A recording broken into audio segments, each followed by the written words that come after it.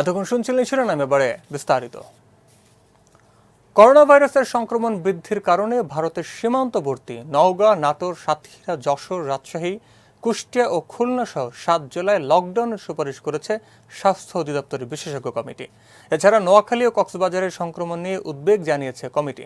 এদিকে করোনা ভাইরাসের সংক্রমণ নিয়ন্ত্রণে না আসায় চলাচল ও মানুষের কার্যক্রমে চলমান বিধিনিষেধ আরও 1 সপ্তাহ বাড়ানো হয়েছে। আগামী 6 জুন পর্যন্ত বিধিনিষেধের মেয়াদ বাড়িয়ে মন্ত্রিপরিষদ বিভাগ থেকে এ সংক্রান্ত প্রজ্ঞাপন জারি করা হয়েছে। অন্যদিকে ভারতের করোনা ভাইরাস সংক্রমণ পরিস্থিতির কারণে দেশটির সঙ্গে স্থল সীমান্ত দিয়ে চলাচল বন্ধের মেয়াদ আগামী 14 জুন পর্যন্ত বাড়ানোর সিদ্ধান্ত নিয়েছে সরকার। তবে অনুমতি নিয়ে বেনাপোল, আগরতলা, হিলি ও বুড়িমারি এই 4 স্থল বন্দর দিয়ে ভারতে অবস্থানরত বাংলাদেশিরা প্রবেশ করতে পারবেন। চলাচল বন্ধ থাকলেও আমদানি, রপ্তানি ও অন্যান্য বাণিজ্যিক কার্যক্রম অব্যাহত থাকবে। ভালো নেই সুন্দরবনে প্রাণ প্রকৃতি। ঘূর্ণিঝড় ইয়াসের আঘাতে বনের হরিণ সহ অনেক প্রাণী পানির তোরে ভেসে গেছে।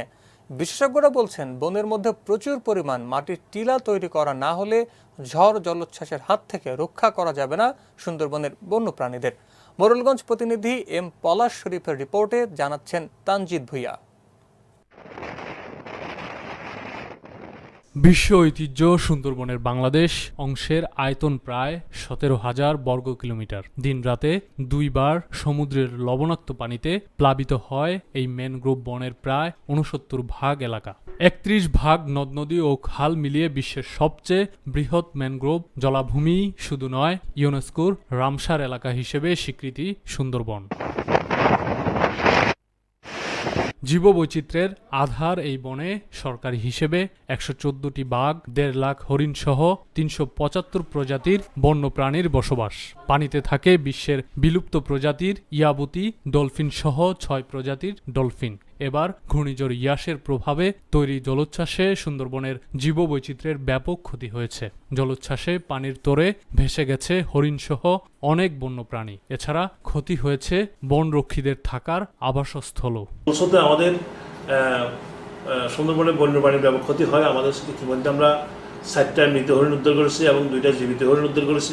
এছাড়া আমাদের 19টা জেটি ক্ষতিগ্রস্ত হয়েছে এবং 24টা অফিসের রাস্তা ক্ষতিগ্রস্ত হয়েছে, 2টা ফুড ট্রেন, একটা টাওয়ার এবং 2টা গোলঘর ক্ষতিগ্রস্ত হয়েছে। এছাড়া বাতাসের প্রবল বেগে আমাদের 6টা অফিস, 4টা স্টেপ বেড়া এবং একটা রেস্ট হাউসের টিনের ছাল উড়ে গেছে। বিশেষজ্ঞরা বলছেন, প্রতিটি ঘূর্ণিঝড় ও জলোচ্ছ্বাসে নিজে ক্ষতবিক্ষত হয়ে উপকূলবাসীকে মায়ের মতো আগলে রাখেন সুন্দরবন। আর এই প্রাকৃতিক ঢাল সুন্দরবনকে ঝড় জলোচ্ছ্বাসের হাত থেকে সুন্দরবনের বন্যপ্রাণীদের রক্ষায় বনের মধ্যে তৈরি করতে হবে প্রচুর পরিমাণ মাটির উঁচু টিলা। সুন্দরবনের বাঘ হরিণের আবাসস্থল সুরক্ষা করতে হলে বনের ভিতর পর্যাপ্ত পরিমাণে উঁচু ডিবি বা টিলা তৈরি করতে হবে, যাতে এই ধরনের প্রাকৃতিক দুর্যোগের সময় বন্যপ্রাণী সেখানে আশ্রয় নিতে পারে। সিডর, আইলা বা আমফানের ক্ষতি কাটতে না কাটতে ঘূর্ণিঝড় ইয়াসের আঘাতে সুন্দরবনের কত ক্ষতি হলো এ নিয়ে হয়েছে তদন্ত কমিটি। অপূরণীয় এই ক্ষতি মোকাবেলায় এখনই ব্যবস্থা না নিলে হুমকির মুখে পড়বে এই বিশ্ব ঐতিহ্য। Tanjid Bhuiya, news desk, Joyjatra television.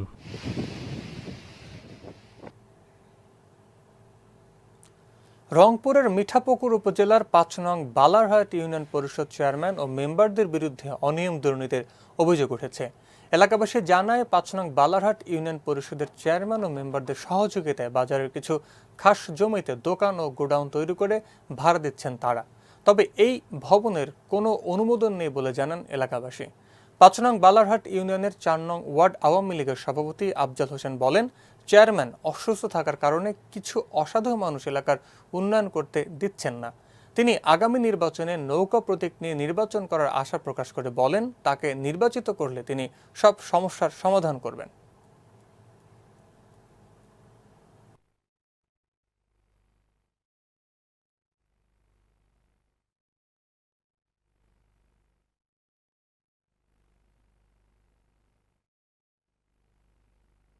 Chairman হিসেবে উনি তার কার্য পরিচালনা করে আসছিলেন সুনামের সহিত, কিন্তু বিগত 5 বছর ওনার শারীরিক কিছু সমস্যার কারণে বা বয়সের কারণে উনি ওনার দায়িত্বটা সঠিকভাবে হয়তো পালন করতে পারেননি। এবার উনি নির্বাচন করবেন না এবং ওনার অসুস্থতার কারণে আমাদের ইউনিয়নে কিছু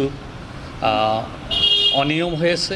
ইতিমধ্যে আমার কানেও চলে আসছে এই বিষয়টায় যে বাজারের কিছু সরকারি জমি বা খাস জায়গা যেখানে নতুন করে কিছু বিল্ডিং হচ্ছে, তো আমি যতটুকু জানছি বা জানতে পেরেছি যে সেগুলা ইউনিয়ন পরিষদের চেয়ারম্যান মারফত লিজ নিয়ে ওনারা বিল্ডিং করতেছে। তবে আমি এইটা বিষয়ে নিশ্চিত না যে আসলে যারা বিল্ডিং করতেছে তারা কতটুকু লিজ নিছে বা কতটুকু লিজ দেয়নি, এই বিষয়টা আসলে আমি 100%। পিরোজপুর জেলার নাজিরপুরের শ্রীরামকাঠি বন্দর বাজারে মৎস্য প্রাণী সম্পদ মন্ত্রী সময় রেজাউল করিম ও তার পরিবারকে নিয়ে সামাজিক যোগাযোগ মাধ্যমে অপপ্রচারের প্রতিবাদে মানববন্ধন ও প্রতিবাদ সমাবেশ অনুষ্ঠিত হয়েছে। শ্রীরামকাঠি ইউনিয়ন আওয়ামী লীগ ও তার অঙ্গ সংগঠন এবং বাজার বণিক কল্যাণ সমিতির উদ্যোগে এই প্রতিবাদ সমাবেশ ও মানববন্ধন অনুষ্ঠিত হয়। উপজেলা যুবলীগ নেতা এস.এম. রকুনুজ্জামানের সঞ্চালনায় এবং ইউনিয়ন আওয়ামী লীগের সাধারণ সম্পাদক সুনীল হালদারের সভাপতিত্বে এই প্রতিবাদ সমাবেশ অনুষ্ঠিত হয়। এ সময় আরও উপস্থিত ছিলেন নাজিরপুর প্রেস ক্লাবের সভাপতি সিদ্দিকুর রহমান তুহিন, উপজেলা যুবলীগের সভাপতি এম খোকন কাজী সহ আওয়ামী লীগের বিভিন্ন পর্যায়ের নেতাকর্মীবৃন্দ।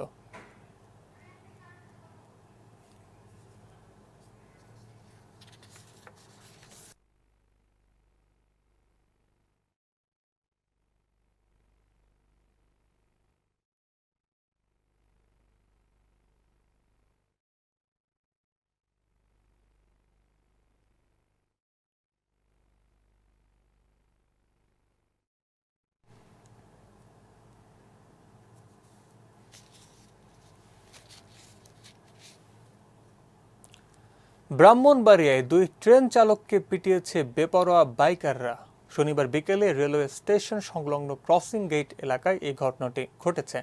এতে ডাউন লাইনে ঢাকা চট্টগ্রাম সিলেট লাইনে 1 ঘন্টা ট্রেন চলাচল বন্ধ থাকে।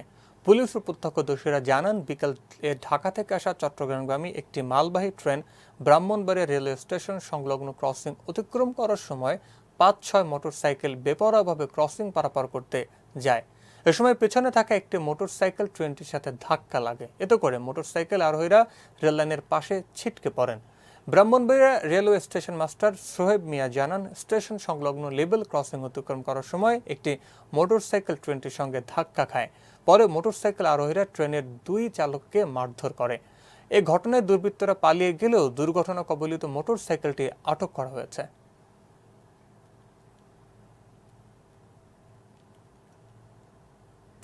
বাগেরহাটের চিতলমারীর চর বেনিয়ারি ইউনিয়নের উন্মুক্ত বাজেট ঘোষণা করা হয়েছে। ইউনিয়ন পরিষদ সেমিনার হলে ইউপি চেয়ারম্যান অর্চনা দেবী বড়াল ঝর্ণার সভাপতিত্বে বাজেট সভা অনুষ্ঠিত হয়। সভায় প্রধান অতিথি হিসেবে উপস্থিত ছিলেন চিতলমারী উপজেলা পরিষদ চেয়ারম্যান অশোক কুমার বড়াল। সম্মানিত অতিথি ছিলেন উপজেলা নির্বাহী অফিসার মোহাম্মদ লিটন আলী। এ সময় অন্যান্যদের মধ্যে উপস্থিত ছিলেন চর বানিয়ারি ইউনিয়ন আওয়ামী লীগের সভাপতি প্রফুল্ল কুমার মণ্ডল সহ ইউনিয়নের গণ্যমান্য ব্যক্তিবর্গ। সভায় 2021-22 অর্থ বছরে 1,17,03,703 টাকার বাজেট ঘোষণা করা হয়।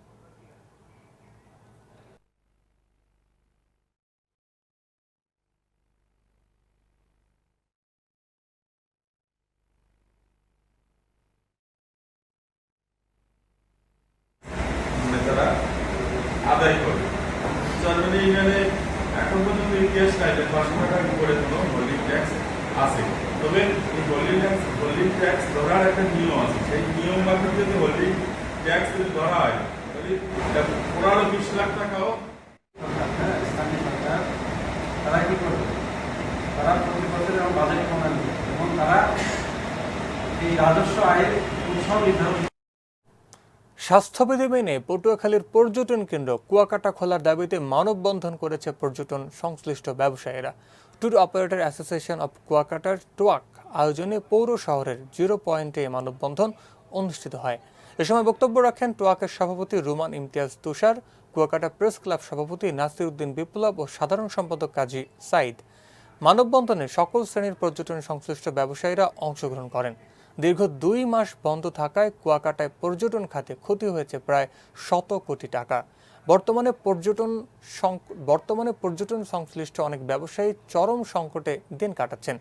কোভিড-19 দ্বিতীয় ঢেউ মোকাবেলায় 15 দিনের জন্য পর্যটন কেন্দ্র কুয়াকাটা ভ্রমণে নিষেধাজ্ঞা জারি করে জেলা প্রশাসন। এরপর থেকেই কুয়াকাটার সকল হোটেল, মোটেল ও পর্যটক ভ্রমণ বন্ধ রয়েছে। নাগেশ্বরীতে বিএমডি এর খাল পুনঃখনন প্রকল্প পরিদর্শন করেন কৃষি মন্ত্রণালয়ের সিনিয়র সচিব মেজবাহুল ইসলাম। বরেন্দ্র বহুমুখী উন্নয়ন কর্তৃপক্ষ প্রকল্পের আওতায় কুড়িগ্রামের নাগেশ্বরী উপজেলার বোয়ালের ডাড়া হতে বেরুবাড়ি সুইচগেট পর্যন্ত 6 কিলোমিটার খাল পুনঃখনন কাজ পরিদর্শন করেন কৃষি মন্ত্রণালয়ের সিনিয়র সচিব মেজবাহুল ইসলাম।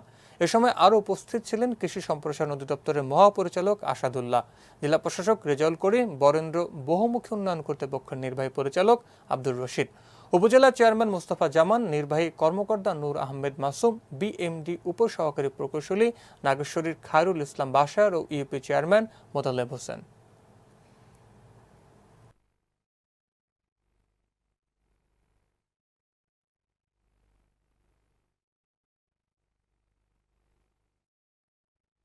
যে সাধারণত বৃষ্টির মধ্যে দিয়ে একটুতেই যে বন্যা হয় বা ফ্লাড যেভাবে অল্পতেই হয়ে যায়, সেটাকে রক্ষা করার জন্য এই খালগুলো পুনঃখনন করা দেওয়া হচ্ছে। এর ফলে এই এলাকার খাদ্য উৎপাদন। বাগেরহাটের নানা কর্মসূচির মধ্য দিয়ে জাতীয়তাবাদী দল বিএনপির প্রতিষ্ঠাতা শহীদ সাবেক প্রেসিডেন্ট বীর উত্তম জিয়াউর রহমানের 40তম শাহাদাত বার্ষিকী পালিত হয়েছে। বাগেরহাট শহরের পুরাতন বাজারস্থ দলীয় কার্যালয়ে জাতীয় ও দলীয় পতাকা উত্তোলনের মধ্য দিয়ে দিনটির কার্যক্রম শুরু হয়।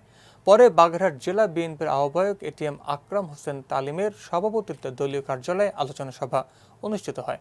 আলোচনা সভায় বক্তব্য দেন বাগেরহাট জেলা বিএনপির যুগ্ম আহ্বায়ক কামরুল ইসলাম গোড়া, ডক্টর শেখ ফরিদ ইসলাম, ব্যারিস্টার জাকির হোসেন, সদস্য সচিব মোজাফর হোসেন আলম, বিএনপি নেতা ওহিদুর রহমান পল্টু, হাজরা আসাদুল পান্না, আবুল কালাম আজাদ বুলু, জেলা যুবদলের সাধারণ সম্পাদক সুজাউদ্দিন মোল্লা সুজন।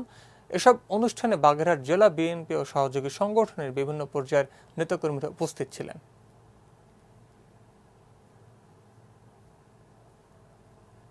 বাগেরহাটের চিতলমারীতে 2টি বসত বাড়ি ভাঙচুর ও মারপিটের প্রতিবাদে মানববন্ধন করেছে সদর ইউনিয়নের ভেন্নাবাড়ির এলাকাবাসী। এ সময় মানববন্ধনে অংশগ্রহণকারীরা অবিলম্বে হামলা ও ভাঙচুরের সাথে জড়িতদের গ্রেপ্তারপূর্বক শাস্তির দাবি জানান। মানববন্ধনে অংশগ্রহণকারী সুমন বালা সহ অন্যান্যরা বলেন, এলাকার একটি প্রভাবশালী চক্র মুদি দোকানি গুরুদাস বালার দোকান থেকে বাকিতে মাল ক্রয় নিয়ে বিরোধ হয়। এই বিরোধের জেরে স্থানীয় সঞ্জিত বিশ্বাসের নেতৃত্বে 10-12 জন লোক মিলে গুরুদাসের বসত বাড়িতে হামলা চালায়। এ সময় তাদের বাধা দিতে গেলে গুরুদাস বালা, তার মা পুষ্প বালা ও প্রতিবেশী অবসরপ্রাপ্ত স্কুল শিক্ষক মুকুন্দ বিহারী বালাকে হামলাকারীরা পিটিয়ে আহত করে।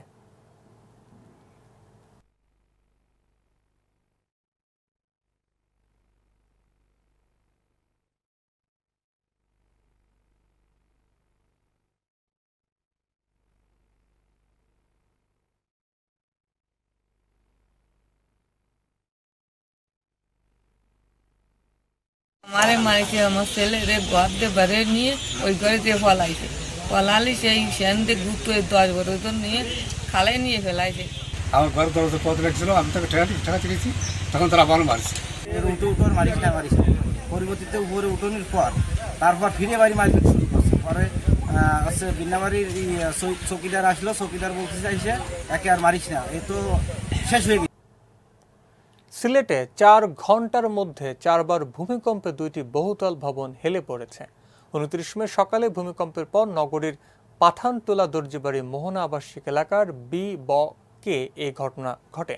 ভূমিকম্পে 2টি 6তলা ভবন একটি অপরটির দিকে অন্তত 2 ফুট হেলে পড়ে। খবর পেয়ে সিলেট সিটি কর্পোরেশনের মেয়র আরিফুল হক চৌধুরী, সিলেট মহানগর পুলিশের উপকমিশনার আজবাহার আলী শেখ ভবন 2টি পরিদর্শন করেন।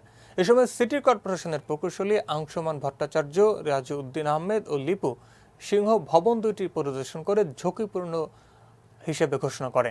পরে ভবন 2টিতে বসবাসকারী লোকজনকে দ্রুত অন্যত্র সরে যাওয়ার নির্দেশ দেওয়া হয়।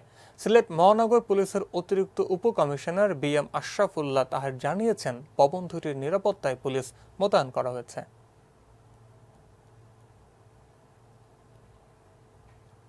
জাতির পিতা বঙ্গবন্ধু শেখ মুজিবুর রহমান জাতীয় গোল্ড কাপ ফুটবল টুর্নামেন্ট বালক অনূর্ধ্ব 17 2021-এর শুভ উদ্বোধন করা হয়েছে।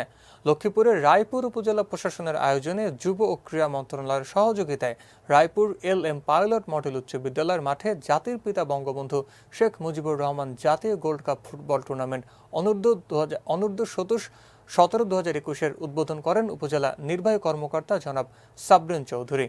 উদ্বোধনী অনুষ্ঠানে আরও উপস্থিত ছিলেন সহকারী ভূমি কমিশনার আক্তার জাহান সাথী, রায়পুর থানার অফিসার ইনচার্জ আব্দুল জলিল, 8 নং ও 6 নং ইউনিয়নের সম্মানিত চেয়ারম্যানগণ, অত্র প্রতিষ্ঠানের ম্যানেজিং কমিটির সভাপতি শাহজাহান, প্রধান শিক্ষক মাহবুবুর রহমান, অন্যান্য শিক্ষা প্রতিষ্ঠানের প্রধান শিক্ষকগণ, উপজেলা ক্রীড়া সংস্থার সদস্য, পৌরসভা ও বিভিন্ন ইউনিয়নের খুদে খেলোয়াড়বৃন্দ।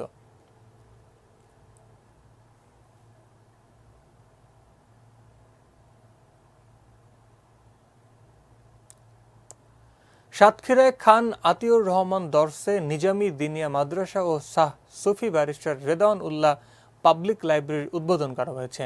সাতক্ষীরা জি ফুলবাড়িয়া কেন্দ্রীয় খান আতিউর রহমান আদর্শ মিশন সম্মেলন কক্ষে জি ফুলবাড়িয়া দরগা শরীফের সভাপতি ও জেলা আওয়ামী লীগের সাধারণ সম্পাদক নজরুল ইসলামের সভাপতিত্বে প্রধান অতিথি হিসেবে উপস্থিত থেকে উদ্বোধন করেন সাবেক জনপ্রশাসন মন্ত্রণালয়ের সিনিয়র সচিব শেখ ইউসুফ হারুন।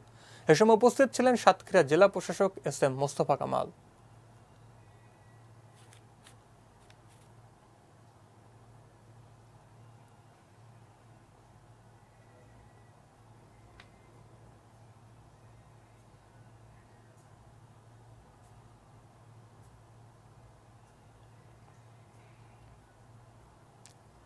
এখনকার জেলা বার্তা এটুকুই, তবে শেষ করার আগে জানিয়ে দিচ্ছি শিরোনামগুলো আরও একবার। সীমান্তবর্তী 7 জেলায় লকডাউনের সুপারিশ, দেশে বিধিনিষেধ বাড়লেও আরও 7 দিন চালু থাকবে আমদানি রপ্তানি। ভালো নেই সুন্দরবনে প্রাণ প্রকৃতি, উঁচু ঢিলা ও প্রাণী আশ্রয় কেন্দ্র নির্মাণ না করলে ঠেকানো যাবে না বিপর্যয়।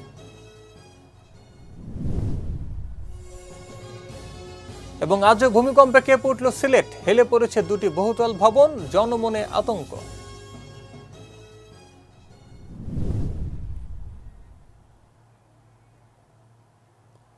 সারা দেশের সব খবর জানতে চোখ রাখুন জয়যাত্রা টেলিভিশনে। এতক্ষণ আমাদের সাথে থাকার জন্য ধন্যবাদ।